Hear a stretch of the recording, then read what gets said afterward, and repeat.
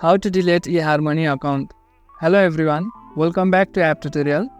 In this video, I'll show you how you can delete your eHarmony account. So let's start. First of all, open eHarmony and log into your account.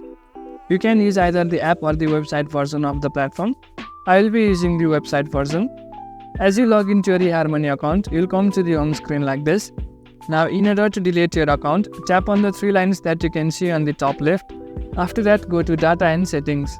Now, as you scroll below the Manage Profile section, you will find this section where it reads, to delete your profile permanently, please click here.